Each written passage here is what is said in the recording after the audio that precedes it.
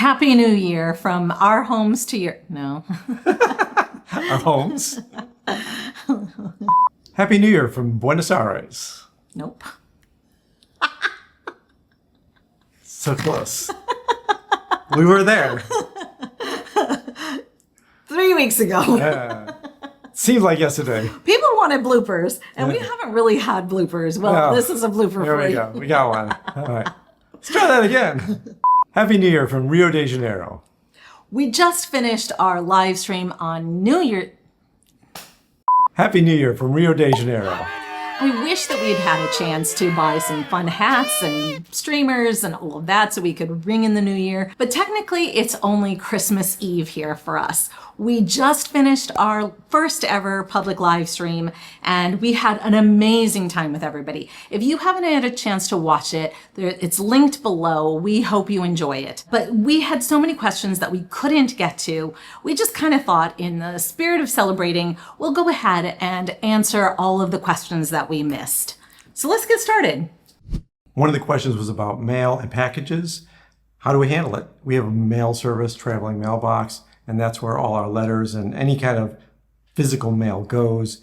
And when we were traveling, some places we could get packages, some places we could order things like through Amazon and other online services. Vienna was great. That was an easy spot to do. A couple other places have been easy, like UK and Scotland. Some places really hard.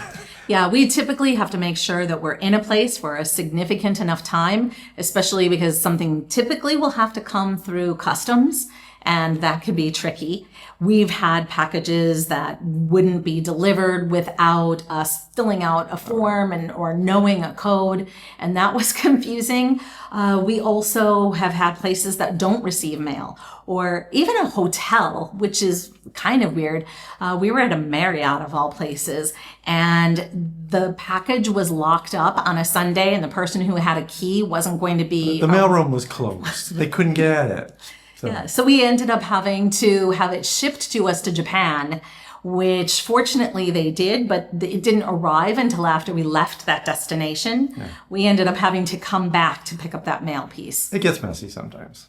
And it is also difficult to have to return things because you have to find a printer. And a tip is that oftentimes you can go to a public library and they'll be able to print something for you. But it is a hassle to have to get packages on the road. As far as our mail, we have it scanned, so they're not typically mailing our mail to us. Celine asked us, how do you decide what will be your next destination and how long you'll stay there? A couple weeks ago, we had our 2024 travel planning video, which broke out everything we do in the travel planning process in graphic detail. In fact, some nice graphics too. So check that out. And in a couple of weeks, we'll be talking you through all of our 2025 travel planning. So you'll be able to see that in real time as well. And that video is actually also going to include our projected budget for 2025, along with how much it's going to cost for accommodations and travel to those destinations, as well as a broad guess of our dining budget. So Charchui asked, if you had to splurge and spoil yourselves, what would you choose between taking upgraded flights, better luxurious accommodations, going fine dining? None of those. I think that we would probably indulge in more excursions. That's always the thing that we negotiate out when we're trying to cut our budget. I mean, obviously, there are many factors, but that's one way we save money is by just exploring on our own. So we'd probably sign up for more excursions. We love tours and learning about the places we're visiting. We had a nice compliment from Fernois that asked, what are your business backgrounds? Logistical expertise seems to be feeding into how you operate your channel, and I love how organized it is. My background is engineering. I am a software engineer. I've been developing software since the early 80s. I most recently worked at Apple, and I'm very organized. I like structure. I like logical things. And Judy, you were also an entrepreneur for many, many years as well. So a lot of structure goes into that. Plus, I love doing this video stuff. I started my own channel before this one and got into it, and this just is an offshoot of that. And you've been very organized your whole life. Yes, I've been an executive assistant for my career. I worked most recently in cybersecurity, but then also in oil and gas, and I was also in the legal field. I support CEOs and COOs and C-suite executives. So this was like staying organized is something that's pretty natural for us. We had several people say that they would really like to see a bloopers video. And I'll tell you, I'm usually the one making the bloopers, and mostly it's involving me laughing. But we actually, for a lot of videos, we don't have bloopers. So you can say when you put them in and when you leave them out. I put them in if they're lighthearted. You know, a lot of times bloopers are just repeated mistakes, and who wants to see that again, you know? How many times do we have to repeat that sentence because we can't get the words out of our mouth? So we don't have a ton of bloopers, thank goodness. And what we do have that's entertaining, we do try to put in. But we will have a couple of you bloopers at the end of this video. Bloopers, yeah. One question was, any idea to go to Antarctica? Yes, we're in South America and we really wanted to get to Antarctica. Unfortunately, so many of our plane trips and planning for this continent has been screwed up. And it's expensive already to go to Antarctica and the way we wanted to do it. So we just couldn't make it happen this time. It's still on our list. We're not giving up on it. Well, and it's also very cold. And also there are many other destinations that are a little bit more affordable that we want to visit first. Sure. So it definitely is on our list. It's just not our highest priority yet. Conan had asked about what our health insurance is, and we're using currently Cigna Global Health. We have an article that we'll link below that had a bunch of different quotes and all of the reasons that we chose this. Now we're getting ready to renew our health insurance for 2025, and that's in early January. Our quote was a little bit higher than we would have liked it to be. They're offering a loyalty discount. Whether it's really so discounted remains to be seen. And the price goes up, but here's the discount. Right, exactly. So we're going to be looking into that again. And if that changes, we will absolutely let you know. We were asked, are COVID vaccines mandatory in some countries? Which ones? Honestly, in the last 2 years of travel, we haven't bumped up against any of that. We have no idea where there might be this mandate. It's just not been on our list. Yeah, I feel like since the world opened up, there's no place that requires a COVID vaccine. If you know differently, we would love to hear about it in the comments.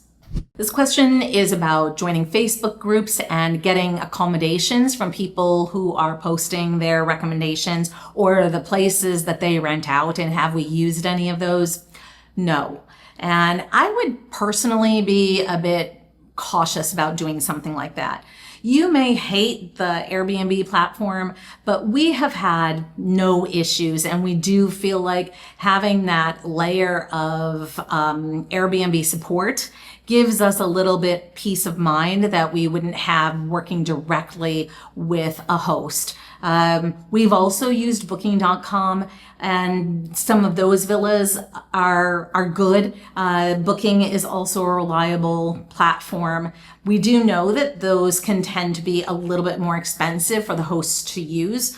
So I understand why places don't always want to be listed there, but I don't know. I want to have some sort of protections, and I don't think you really get them just dealing with some strangers on the internet. Going directly means you only have one person to complain to. And plus, then there's the payment process, which you have to worry about.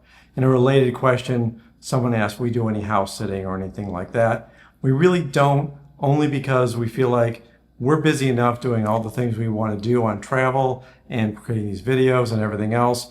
We certainly don't need to be responsible for someone's dog or their house or watering their lawn or doing any kind of chores. It's just not our thing. It helps a lot of people save money, and if you can do it, great. Yeah, and we also know people do it because they don't have a pet with them while they're traveling and they want to enjoy the company of a furry friend or whatever. Sometimes it's exotic birds, that's fine. But no, we don't. I think it's a lot of responsibility, and I'm not really wanting to do something like that right now. Someone asked, we'll be in Mexico. And actually, yes, we will be sending out our 2025 travel planning, so you won't want to miss that episode. But spoiler alert, we'll be in Mexico City for the early part of March. Sean said that he loves our videos, and he asked how we divide the work. And someone else had asked how much time we spend on editing our videos. I'll let you start. Okay. So the process is involved. We have a lot of things that go into creating a video. First stages of it are just coming up with an idea. We do that together. One of us has an idea. We throw it back and forth. I usually throw the first draft of the script on Judy, let her work through that. I'll go in, I'll look at some more of it, and then I'll throw it back to her because she's always got a better idea of how to do that kind of stuff. And then we'll deep dive into how is it supposed to, what's our focus on this video. After it's recorded, we tend to work together on the basic structure, how it's going to flow. I do all the editing, and she does the video review, says, change this and this, or I don't like this part of it. I go back in, do some more edits on it, throw it back to her, and she says, okay, I like this, but what about this? Why don't we include that? So it's very collaborative. I probably put in 15 to 20 hours on most of the bigger videos and the editing process alone. It depends on the video. Destination videos with a lot of background take 20 hours typically or more, and a little bit less when it's just us talking. So it can be pretty time consuming. We don't really factor in the sightseeing and the filming. That's just part of what it takes. A normal 20-minute video may actually take us an hour and a half to record, if just one with us talking to the camera. As far as post-production, I'm typically the one answering all of the comments, and I answer the comments in the La Familia forum. Kevin's in there sometimes, and he will also do some of the blogging, but the majority of that comes to me. As far as our travel, Judy takes care of all the accommodations. She does all the research on where we should be staying, throws it against me, and I say, yeah, I like that, I don't like that. I'll book all the travel, the flights, the trains, whatever else we can do. Again, going back and forth, making sure we're both happy with those plans. And we also have tours and other things that have to be scheduled, and Judy does most of the tours. But again, it's a collaborative process. Who looks at what and what do we do? As far as managing the website, I do most of the technical side of it and make sure that our videos are up there, our podcast is up on Buzzsprout, everything like that. The technical side, mostly me. The feel-good side, Judy.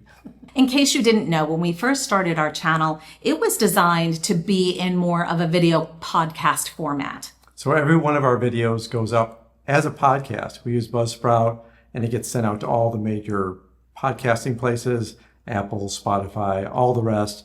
So if you like podcasts, it's up there, and you can see it on our episodes page on our website. One of the questions somebody asked was, what video editing tools are you using? And we answered that question partially in the video. I'm using Final Cut Pro for all my editing, and Pixelmator Pro is the tool I use to do extra graphics. What we didn't answer was that the video we have for all our budget breakdown, we actually use Apple numbers for all the charts and tables in that. We answered this question in the live stream, but we're going to go ahead and answer it here as well. We have a free community forum, if you weren't aware, called La Familia, and it's very easy to join. You can just go to our website, and under members, you just press join and you're in. Our forum is private. It's not on Facebook. It's not on YouTube. It's a lot safer to go ahead and chat as you want to without worrying about the public seeing your comments. And we did it that way on purpose. We're also very active in the forum as well, and we love hearing from all of you, your suggestions and ideas that benefit everyone. Stanley asked, do we run into a lot of solo travelers? And I would say somewhat. We definitely come across them during excursions and tours, and we love it because a lot of times people who are traveling in couples are talking amongst themselves, but solo travelers who are comfortable with it will be easier to talk to because they're by themselves. So we can get a lot of interesting information here about their experiences as well as sharing some of our own. We really enjoy it. We also have run into people at restaurants at times who are traveling alone, who will strike up a conversation, or we will, vice versa. Obviously, Not everybody is extroverted. Sometimes people don't want to be bothered, but I think it always works out. This wasn't so much a question as it was a comment, but it really bears repeating, so we're going to put it here. BW, one of our earliest viewers, recommended that you go ahead and get an ETIAS application filled out, even if you're passing through the UK, because that's already in effect for 2025. For the rest of Europe, we'll put a link down below. You can sign up with an application so you get notified when it's in effect for any travel you have happening in Europe. So Dan asked, what's the craziest thing you've witnessed or done in your travels?